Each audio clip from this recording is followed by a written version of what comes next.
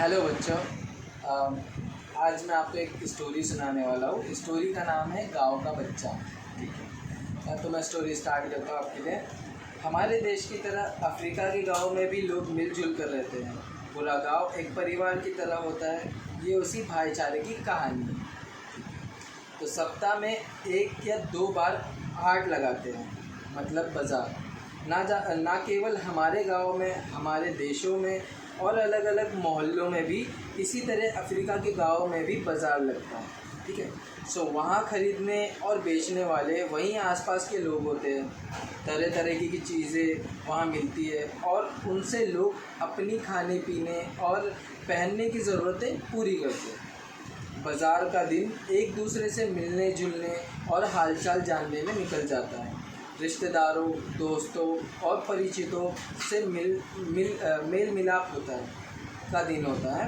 And Africa की एक कहावत है, एक बच्चे को लालन पालन में पूरा गांव लग जाता है।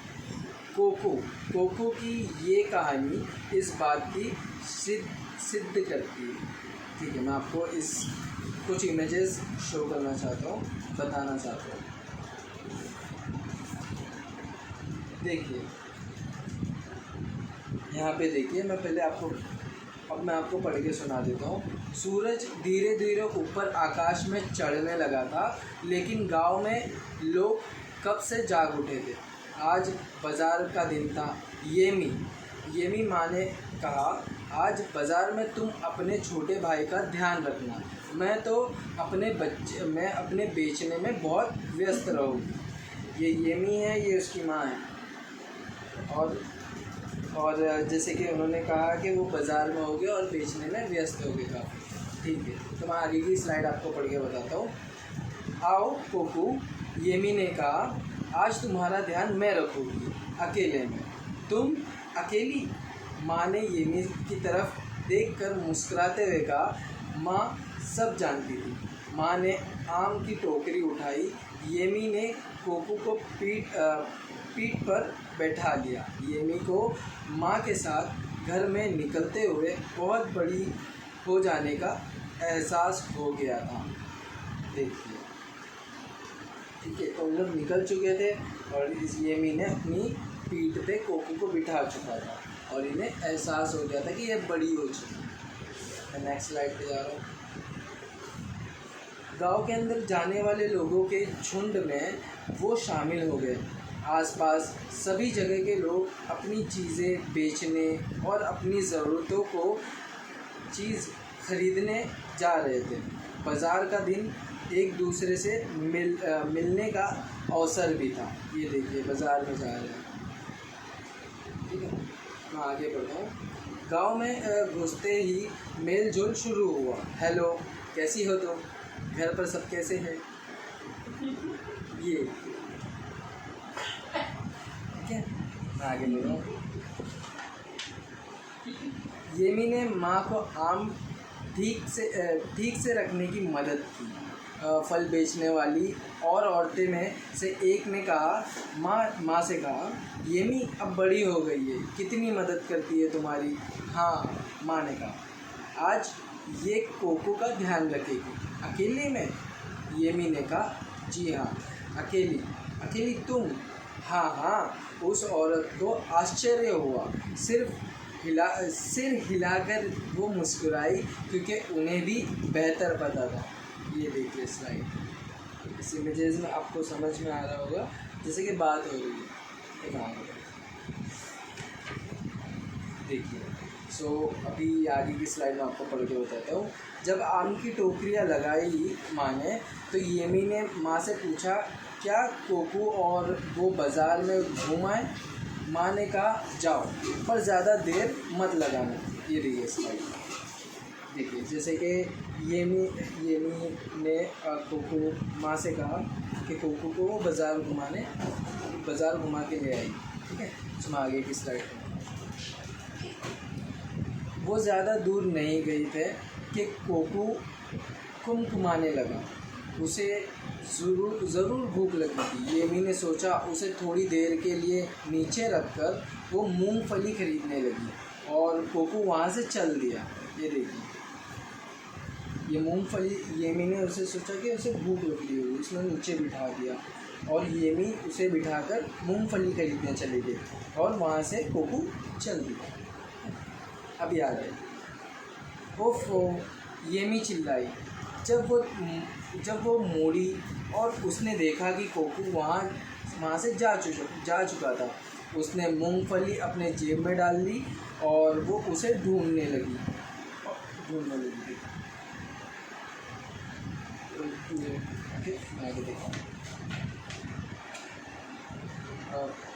कहाँ गया वो, येमी ने खुद से कहा। कोकू को ढूंढते हुए येमी को फिक्र होने लगी, कोकू भूखा होगा।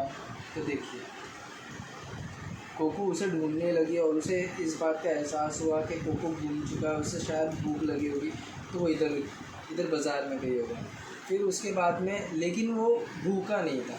येमी ने सोचा कि वो भूखा होगा, बट वो भूखा नहीं था क्योंकि वो यहाँ पर राइस के मज़े ले रहा था। अब आगे बता देता हूँ आपको। कोकू को प्यास लगी होगी। येमी ने ऐसे सोचा कि कोकू को प्यास लगी होगी, पर लेकिन उसे प्यास नहीं लगी थी क्योंकि वो ऑलरेडी आम का रस पी रहा था। ये आगे बताता हूँ आपको। कोकू, येमी ने सोचा, अब ये येमी है, ये बहन है, इसने सोचा कि उसे डर लग रहा होगा, बट लेकिन वो डरा हुआ नहीं था क्योंकि वो जो है कलाकारी के मज़े ले रहा था। अब येमी ने सोचा कोकू को गर्मी लग रही होगी, बट कोकू को उसे गर्म नहीं लग रहा था क्योंकि वो पानी के मज़े ले रहा था। अब येमी ने सोचा कोकू थक गया होगा, तो यहीं कहीं आसपास में होगा, लेकिन वो थका नहीं था, वो तो आराम कर रहा था चटाई पे। ठीक है।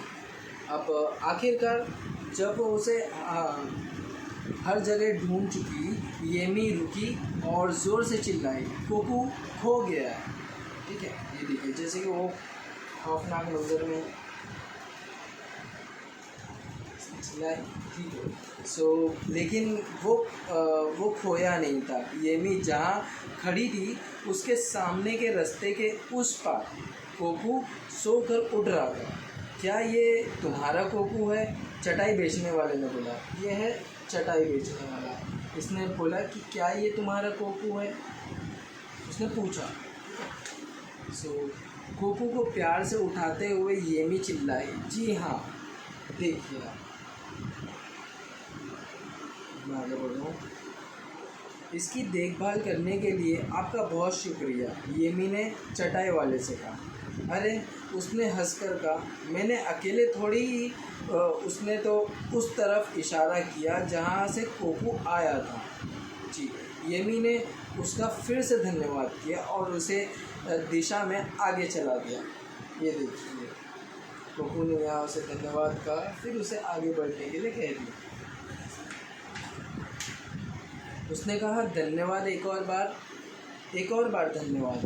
ये देखिए, जैसे कि कोकू जहाँ गया था उसका वहाँ उसने, येमी ने धन्यवाद की। जैसे कि उसने कहा धन्यवाद एक बार और एक और बार धन्यवाद। यहाँ पे भी उसने जैसे कि राइस खाया था तो वहाँ पे भी एक और बार धन्यवाद। यहाँ पे भी जैसे कि वो उस वक्त पानी पी रहा था तो एक और बार धन्यवाद। ठीक है। हम जाने कब से घूम रहे थे, कोकू, येमी ने कहा। माँ फिक्र कर रही होगी। तो येमी कोकू को लेके अपने साथ ले चली, हाथ में मूंगफली आ रही है। लेकिन उसे फिक्र नहीं थी, वो बेहतर जानती थी। ये मेरी माँ ने मुझे बताया था और उसकी माँ ने उसे बताया था और अब मैं तुम्हें बता रही हूँ। आज तुम अकेली नहीं थी येमी, हम अपने बच्चे खुद नहीं पालते, पूरा गांव एक बच्चे को पालने में लग जाता है। ये देखिए, इसकी जैसे कि मैं आपको इमेजेस बताया हूँ, ये जीती जाती इमेजेस है कि पूरे गांव एक बच्चे को पालने में लग जाता है। तो मैंने आपको सब बता दिया। आई होप आपको अच्छी लगी होगी ये स्टोरी। कमेंट कीजिएगा, शेयर कीजिएगा और लाइक कीजिएगा। Thank you.